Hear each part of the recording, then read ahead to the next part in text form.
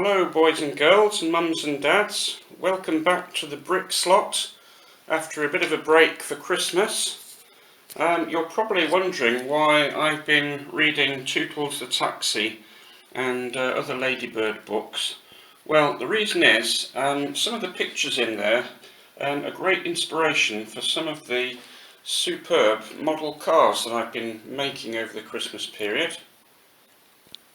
Before we go any further, gang, Sir Geoffrey Boycott, the famous cricketer, would like to say a few words about liking and subscribing to the channel. We've just hit the 200 mark, which is quite impressive. So over to you, Sir Geoff. I've just had a game of Yorkshire cricket, but when I got to snug, it were full of lasses in Doc Martin boots, supping pints of ale. Why can't they drink baby sham like normal lasses, eh? Thank you, Sir Geoffrey. You were going to mention about liking and subscribing as well? Aye, don't forget to like and subscribe, and I'll see you all after cricket.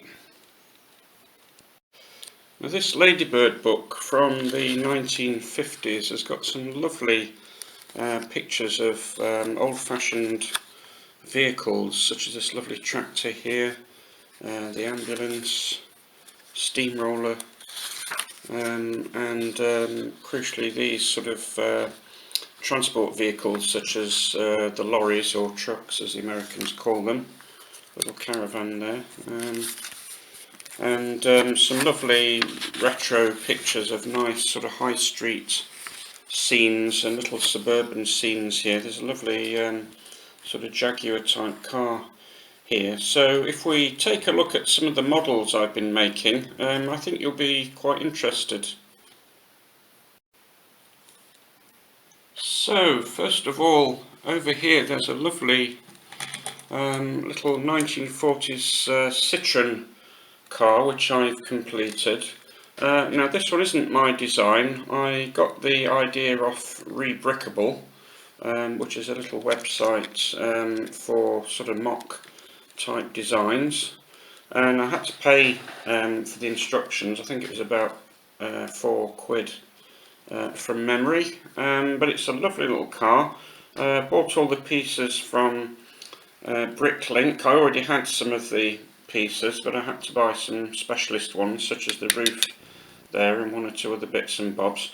One thing I have done with this car, I can't resist changing slightly some of the designs that I get off the internet, but I've added the wing mirrors here, which I think sort of finishes it off nicely. I just put a couple of brown modified plates there to hold these nice grey wing mirrors, so I think that finishes it off nicely.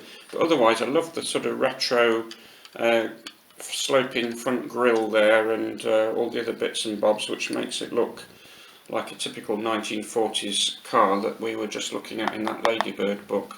So really pleased with that one, and that will go into the Brickstead traffic jam.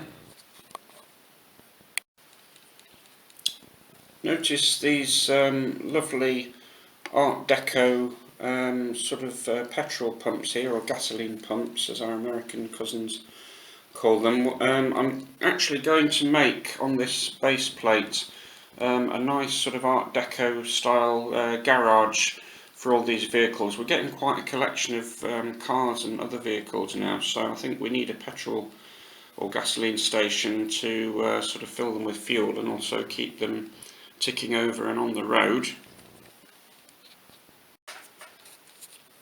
Now, another lovely little car from Rebrickable, and one that I again had to pay for the instructions, is this lovely red sort of Rolls-Royce vintage vehicle. It's got some nice details on here. I love the sort of front engine grille with the lights there, and at the back there's a little spare wheel going on there, which is really nice. I actually need a couple more wheels to go on the car itself, which is why I'm not showing you the other side, because it's just sort of not got the two wheels there, but I've ordered them from Bricklink, so that model will soon be complete. as will this this lovely blue coloured car here, which is a retro Jaguar. The Jaguar sort of logo is represented by this kind of grey spanner on the front of the car there. Again, you'll notice it's got the wheels on this one, but we're missing some of the tyres. I've only got one tyre on there so far. I've actually used up all my retro 1960s Lego wheel tyres on some of the other models, so I've ordered some more from Bricklink. But again, it's got some lovely details on the front here. It's quite busy, the engine grille and the other bits and bobs going on there. So again, really pleased with this sort of 1930s stroke 1940s car. I've made mine in blue. The original on Rebrickable was I think dark grey and black, but I wanted to give a splash of colour, so I've used normal blue, and then I've used the light blue as the sort of trim along the top there. So I think that looks really nice, and again, it's a bit of a nod to the cars in the Tootles the Taxi book in the Ladybird series. Now, I think I already showed you in a previous show this lovely sort of 1940s Buick that we've got here. As I mentioned before, I had to make the sort of cab area slightly bigger there to accommodate a minifig, and even so I had to use an old-fashioned minifig there, the one with the arms sort of fitted flush to the body, because it just wasn't quite big enough to slot a minifig in. I could probably make the cab even bigger and make the sides a bit thinner to accommodate a proper minifig, but I think we'll leave it like this for the moment. I put in this little chap here with his special driving helmet and goggles, which looks quite retro. Again, this car's from the late 1930s, I guess. And this one is a work very much in progress at the moment. As you can see, we haven't got the wheels for it yet. There's one or two other small details missing as yet. There should be some little, I don't know what you call these, exhaust pipes or cylinders or something. You can see one of them there. They're made from kind of silvery coloured spanners, but I've only got one in there. There should be another one there, plus two on this side as well.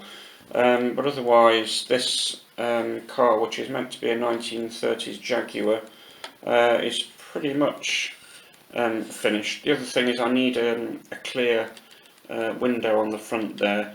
This transparent brick has got the sort of three connecting tubes down there. I need one that doesn't have the tubes, so I'll be obtaining that from Bricklink.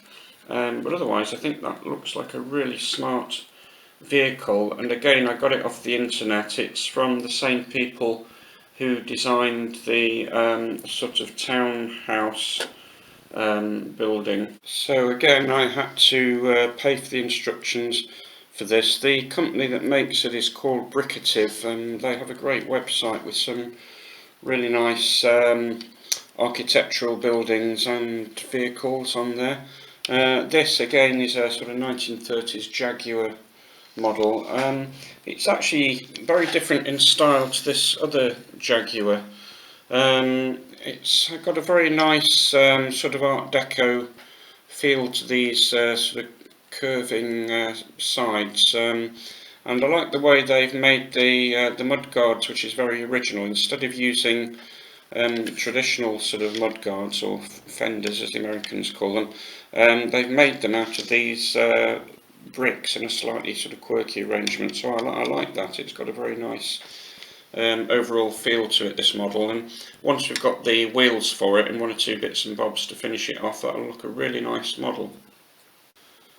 Well, now that Christmas is out of the way, I'm starting to bring the Brickstead models back down to the dining room. The first thing to report, as you can see, is the Town Hall model is getting quite close to completion now. It's looking really good at its sort of full height at this point. The sort of clock tower is virtually finished. We just need to get one or two pieces from Bricklink. I've put the sort of grey coloured stone statue on the top of the building there. It's got all these nice little sort of architectural details around the windows.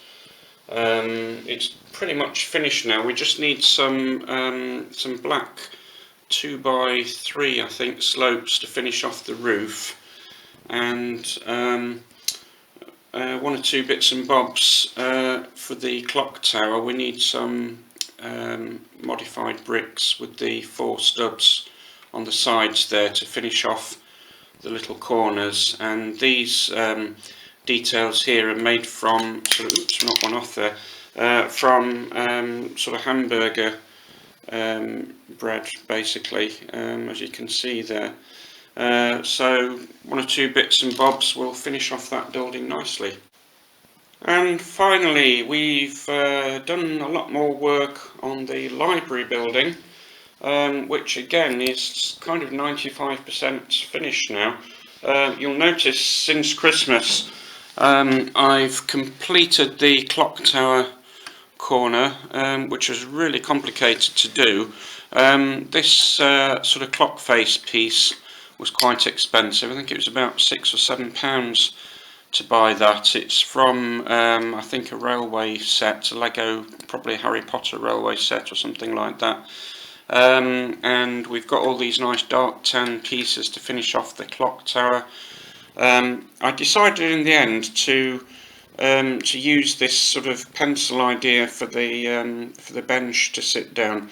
I need a pink piece to finish that off. That's meant to be the eraser or rubber on the end of the pencil, but obviously it needs to be pink. I was just going to use a black plain sort of bench for that, but then I thought I'll give it a splash of colour and use the sort of orange kind of pencil gimmick that the original designer Jay Wu intended. So we've added that, and I think also on balance I will probably add the canopy there. I didn't put it on originally because I thought it was a bit too fiddly, but again I think it does add to the interest of the building, because Lego really is all about the detail. So you know, having these details on the back, which is a kind of imitation library book basically, which is a clever idea architecturally, and all the other sort of little twiddly bits like these lovely sort of brass lamps either side of the entrance, I think do make it more interesting to look at. We've got the Batmobile here sort of guarding the entrance to the library with Batman and Robin in place there. And on the top of the building I've added the chairs and the little table as detailed in the original model. Do need a dark red door here, and I think for the lamp I think we'll get one of those curved pieces to make it more interesting. I just temporarily used a straight sort of Lego rod piece there, but otherwise I think the library fits really neatly into the overall streetscape of Brickstead, and along with some of the other detailed buildings such as this lovely town hall, I think Brickstead is now looking a really interesting little city. So on that note, I'll say live long and prosper. Please like and subscribe because it does help. We've actually got over 200 subscribers now, which is great, and so I'll see you all next time and we'll have a look at some more of Brickstead.